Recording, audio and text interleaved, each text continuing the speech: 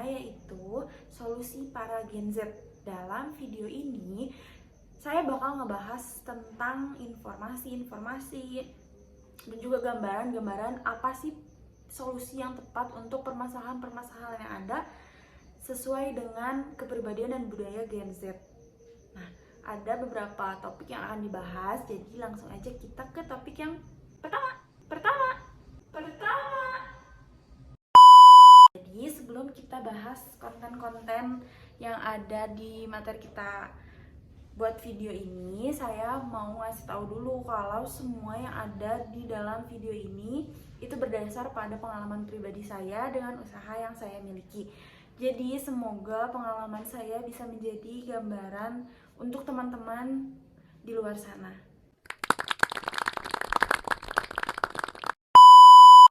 Jadi, Kak, lagi jalanin usaha apa sih gitu kan? Jadi sebenarnya sekarang saya lagi ngejalanin usaha yang bergerak di bidang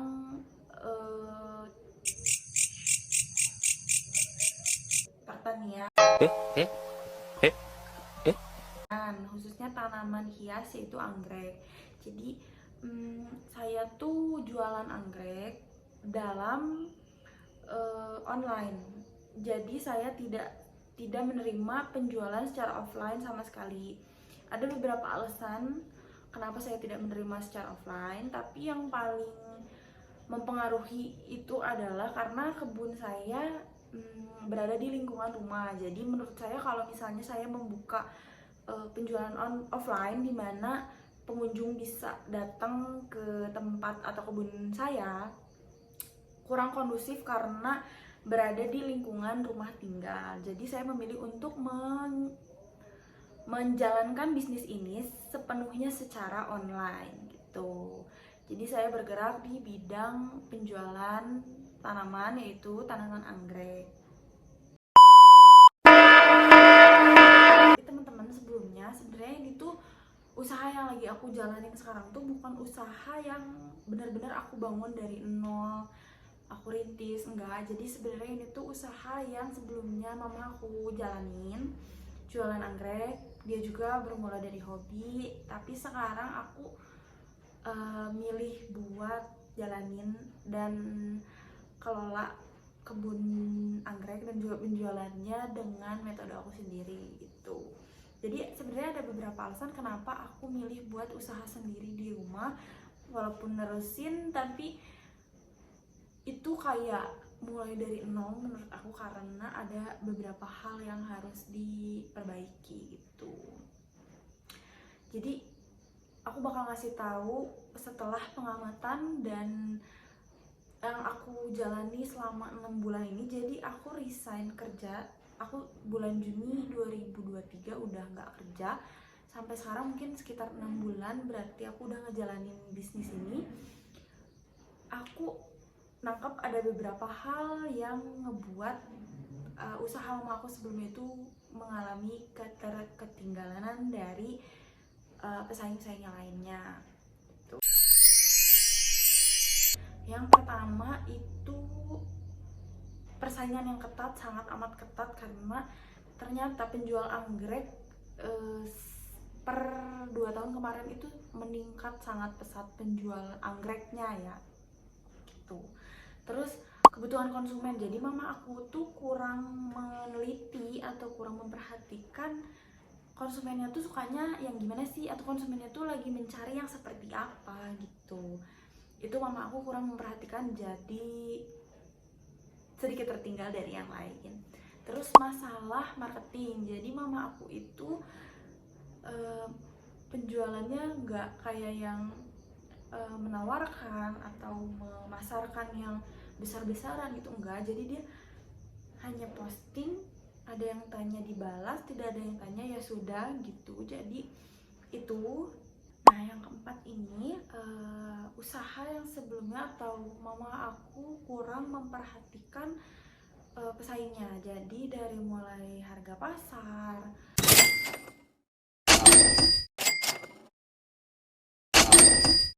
terus barang yang beredar, atau tren yang sedang tren tuh apa, kurang memperhatikan sehingga tertinggal dari penjual yang lain.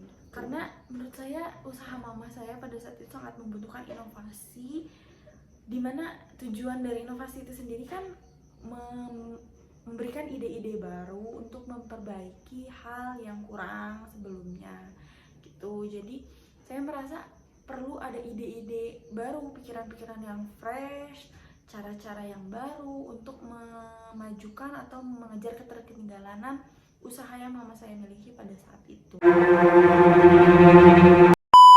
Yang pertama pasti pengumpulan ide-ide yang kita punya. Pasti Gen Z itu banyak banget ide-ide bagusnya ditampung, kalau bisa dicatat. Jadi siapa tahu dari ide yang satu, ide yang dua, ide yang tiga, ide yang empat itu bisa digabungkan menjadi satu kesatuan yang luar biasa gitu kan. Setelah itu kita harus melakukan evaluasi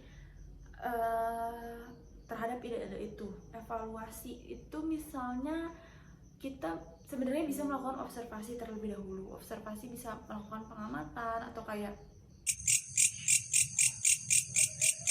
setelah observasi misalnya, setelah pertimbangan, evaluasi, memikirkan resiko gitu kan, kita bisa melakukan eksperimen. Jadi mencoba apakah hasilnya setelah melakukan observasi itu mendapatkan hasil, kita melakukan eksperimen gitu kan, kita terapkan terhadap usaha yang kita punya. Nah, jika setelah melakukan eksperimen, hasil yang kita dapatkan atau feedback yang kita dapatkan dari customer itu bagus, kita bisa langsung melanjutkan inovasi yang kita buat tersebut. Namun jika feedback yang kita terima kurang atau responnya tidak sebom yang kita inginkan, kita bisa menggunakan ide-ide lain dan melakukan tahapan-tahapan yang sebelumnya sudah dijelaskan. Banyak Gen Z sekarang yang kurang antisipasi atau terlalu gegabah. Itu banyak banget usaha-usaha baru yang dijalani sama Gen Z seperti itu. Untuk meminimalisir mendapatkan hasil yang tidak sesuai dengan yang kita harapkan, kita bisa menggunakan disruptive innovation atau juga bisa disebut inovasi yang diam-diam dengan memanfaatkan teknologi untuk menemukan pasar yang baru. Kita dapat membentuk pasar baru, menemukan customer yang baru, pelanggan yang baru. Karena kemungkinan besar kalau kita mengiklankan inovasi baru yang akan kita jalankan di tempat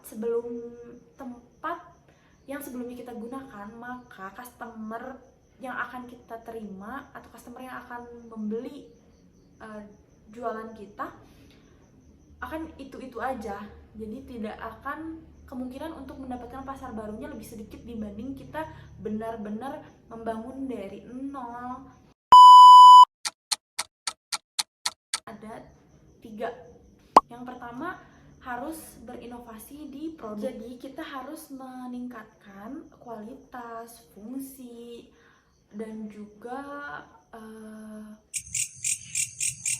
kesesuaian terhadap kebutuhan pelanggan atau customer itu sendiri. Nah, yang kedua itu adalah pemasaran. Kita yang sudah paham sudah paham pengiklanan di media sosial harus memanfaatkan hal tersebut untuk memajukan usaha. Dan yang ketiga ada pelayanan.